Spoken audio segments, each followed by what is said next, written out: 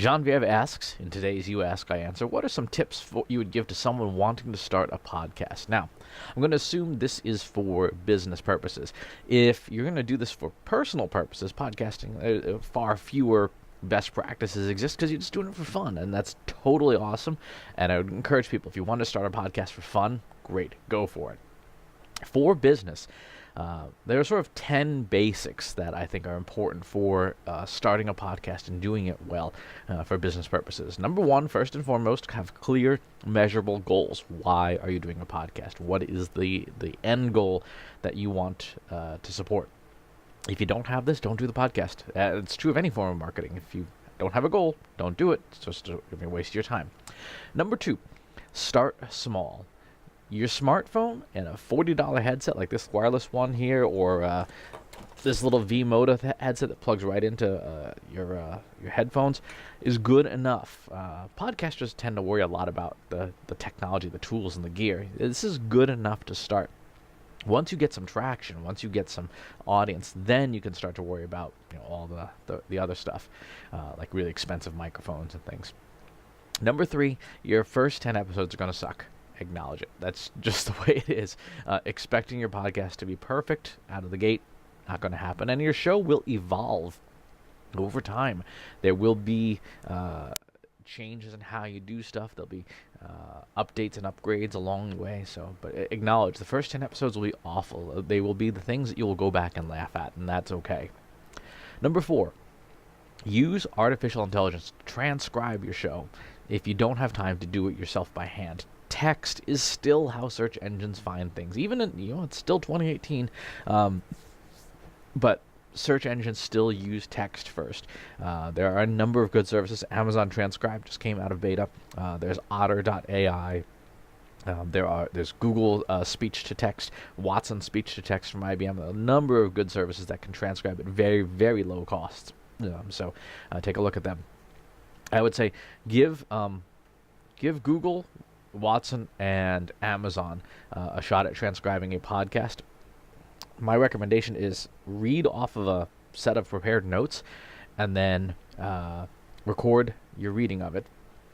Then stick it into each of those services, and then and compare the transcripts that come back, and whichever is the one that's most accurate for your voice, use that service, because different services handle the way people speak differently. Google seems to do best with my voice and the way I speak, because I tend to speak very, very quickly. The other services don't do as good a job. They kind of mangle things a little bit. Number five, be regular and frequent. Follow the Seinfeld rule. Whenever I speak about podcasting and marketing in general, I will ask the audience, unless it's like entirely people under the age of 30, but I'll ask the audience, when was Seinfeld on? And the folks with a little more gray hair in the audience all say it was Thursdays at 9. Okay, what channel? NBC. And I will always point out to them, you still know this. This is almost 20 years. It's more than 20 years later now. Seinfeld went off the air in 1997. Why do you still know when Seinfeld was on? Because it was great content, and it was on regularly and frequently. So those rules, your content's got to be good, but it also should be regular and frequent and scheduled, so that if your show is good, people know when to expect it. People know when to look for it. And one of the signs of success for podcasting, blogging, any form of content marketing really, is if you miss an episode, at least someone, hopefully a lot of someone's all go, hey, where's this week's thing? Where is it? That shows that you're doing it right, because people want it and they miss it, and they know when it's supposed to be there. Number six, great content follows the 3E rule. Content has to be engaging, educational, or entertaining. One of those three things has to be true in order for content to be good. Ideally, it's all three. If you can hit entertain, engage, and educate all at the same time, you'll do great content. If your content hits none of those, no one's going to listen to the show. Number seven, podcasters always worry about the tools, worry about the audience. Focus on growing your audience. Unless you have a defined audience from the start, like say employees. Like if you're just doing an employee podcast, then then you don't have to worry about growing it beyond the confines of your company. But if you're trying to grow it for marketing purposes, worry more about getting audience than worrying about the tools and what microphone you should be using. It's really important.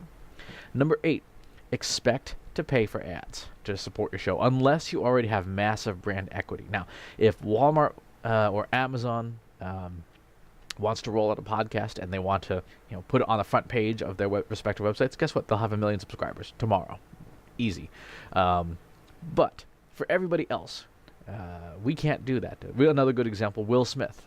When he started his Instagram account, 10 million subscribers almost immediately. Why? Because he's entertaining, engaging, and sometimes educational.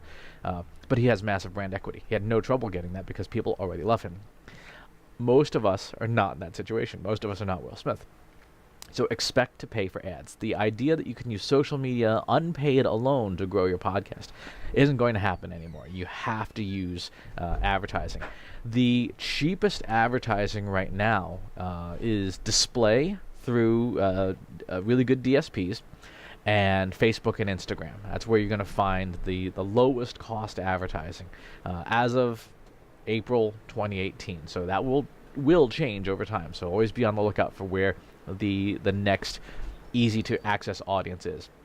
Number 9, measure your podcast with Google Analytics and traffic to your podcast website. Downloads are not useful. They are no longer a useful tool because so many services will grab the raw audio file, but they will then cache it. They will keep a copy of it so that they can serve it up to subscribers without having to re-download it and hit your server over and over again.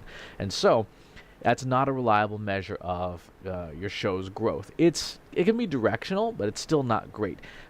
Google Analytics and traffic to your podcast's website or to your podcast page on your corporate website are the way to go because you can see how many people are actually showing up there. And that's a much better barometer. Plus, if you focus on traffic to the podcast website, then you will get all of the attribution that for all your other conversion goals, like form fills and things on your website, that come from using Google Analytics as the standard, the gold standard for measurement.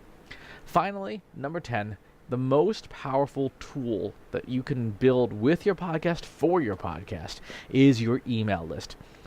Your podcast should have an email newsletter. It should go out every time a new episode goes out. It should contain the show notes for that episode. And growing that list is your secondary business goal. Whatever your primary business goal is, number 1, that's still obviously the most important. Form fills, whatever. But the secondary goal should be getting people to subscribe to an email list because, again, you can measure that. You can identify individual people with that, and that is an asset that everybody in marketing can use. It is, the sales team can use it, the CRM can use it, your retargeting and remarketing lists can use it, and so an email list is an absolutely essential part of building your podcast. So, great question, Genevieve, in terms of what tips you need to start a podcast. These are the starting 10. There is an entire universe of podcast marketing out there, and I'll put a link in the show notes to a blog post series that I wrote as well. So make sure that you check out the notes to this episode. As always, thank you for watching. This is subscribable to the audio for this as a podcast as well, and so I'll put a little link in the notes to that as well. Thanks for watching. As always, subscribe to the YouTube channel and the email newsletter, and I'll talk to you soon. Take care.